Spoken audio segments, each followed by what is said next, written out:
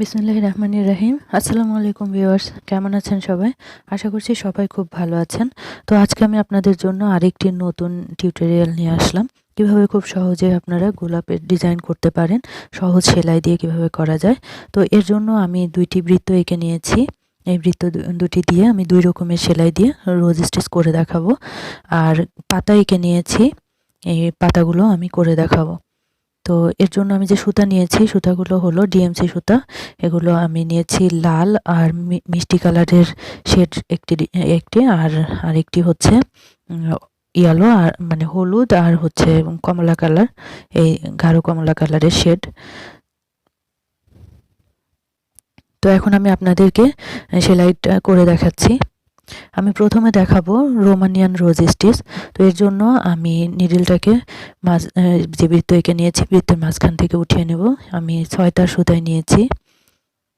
তো এই বৃত্তটাকে যে কোনো বেজোড় সংখ্যক 5-এর বেশি ঘরে ভাগ করে নেব। তো আমি 7টা ঘরে ভাগ করে নিয়েছি। এবার সুতাগুলো আমি উঠিয়ে 7টা অংশে ভাগ করে নেব।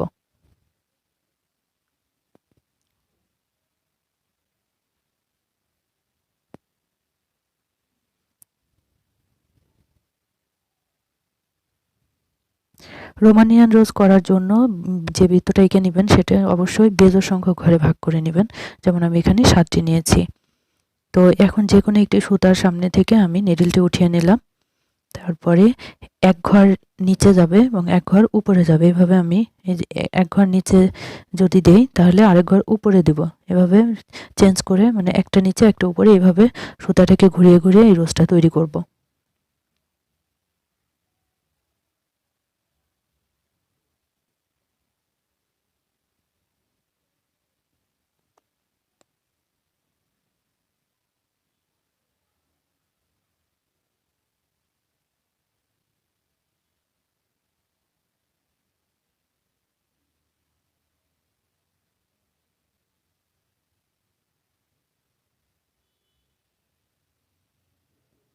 দেখুন, একটা ঘর নিচে যাবে এবং একটা ঘর উপরে যাবে, তাহলে গোলাপের যেমন মানে একটা পাপড়ি উপরে একটা পাপড়ি নিচে থাকে, এরকম ভাবে তৈরি হবে।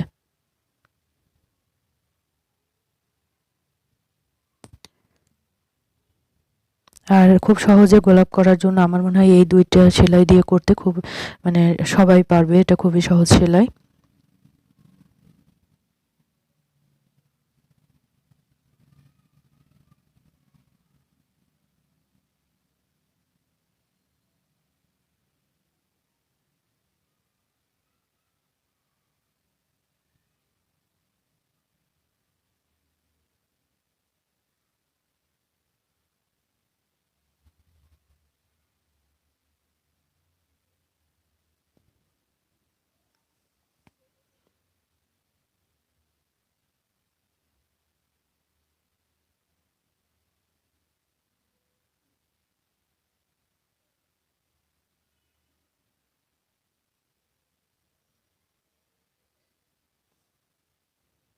দেখুন, এই রোজটা তৈরি করা, মানে আমি সেলাই করে ফেলেছি। তো এটি খুবই সুতাগুলো এটা থাকে, যার কারণে এটি সহজে খোলে না। আর এখন আমি যেটি করব, এই স্টেম স্টিচ দিয়ে গোলাপ করার জন্য আমি এখানে 6টা সুতা নিয়েছি। আর এটা প্রথমে আমি একটা সেন্টার পয়েন্ট তৈরি করব। এর জন্য ফ্রেঞ্চ নট করে নিয়েছি, মাঝে করে নিয়ে তারপরে আমি স্টেম স্টিচ বা ডাল ফোর যেটা, এটা দিয়ে গোলাপটা করব। তো দেখুন, এখন আমি যে কোনো এক জায়গা থেকে নিডলটা উঠিয়ে নেব। উঠানোর পরে ডাল ফোর করব।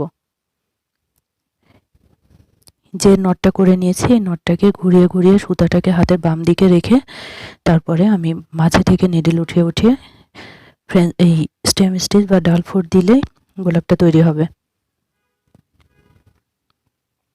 আপনারা চাইলে এভাবেও করতে পারবেন। সুতাটাকে প্রথমে নিচে দিবেন, তারপর মাঝখান দিয়ে উঠিয়ে টেনে পাপড়ির মতো করার চেষ্টা করবেন।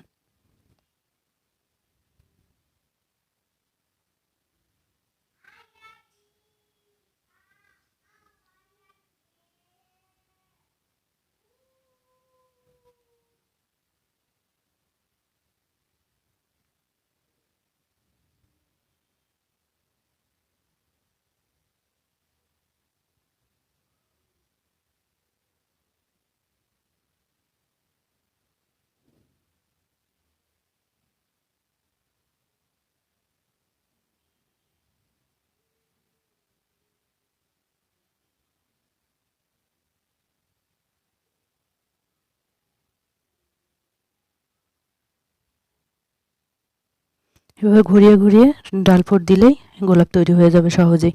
যে গোলাপ তৈরি করতে পারে না সেও ডাল ফোড় পারলেই গোলাপ তৈরি করতে পারবে।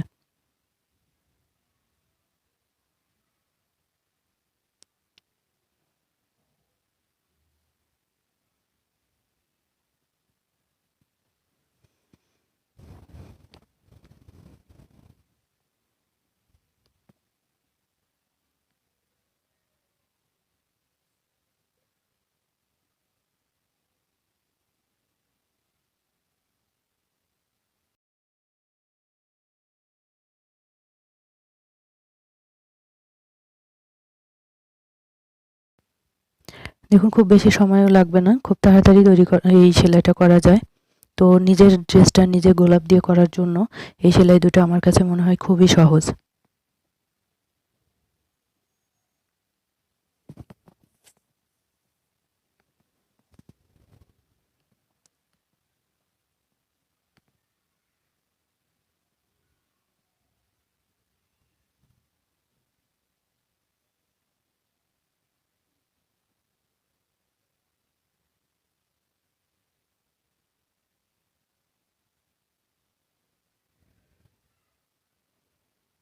ব্যাস হয়ে গেছে আমার গোলাপটা সেলাই করা, এবং দেখুন গোলাপের পাপড়িগুলো যেভাবে থাকে ঠিক সেভাবেই আছে।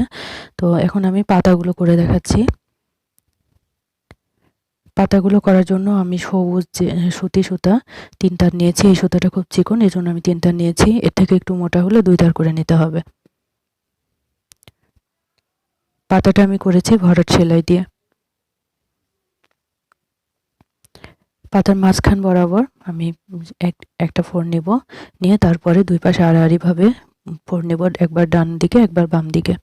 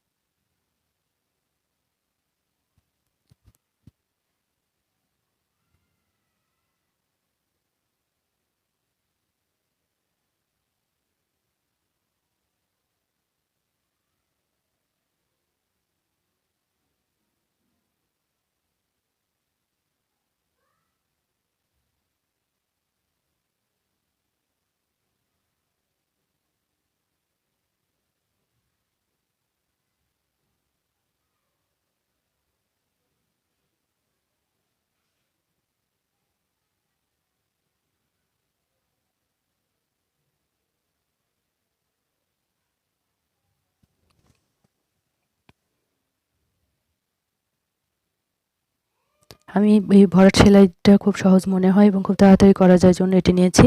আর চেষ্টা করেছি গোলাপের পাতাগুলো যেভাবে থাকে ঠিক সেরকম করার জন্য।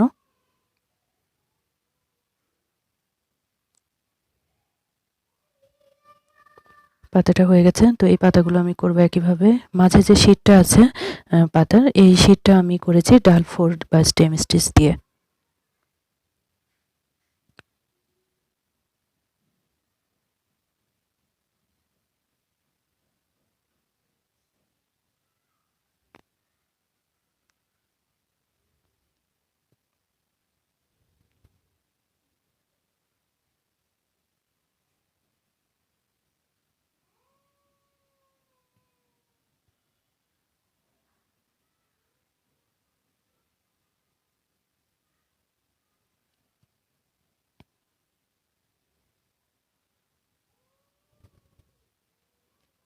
তো দেখুন আমি পাতাগুলো করে ফেলেছি, মানে করা হয়ে গেছে।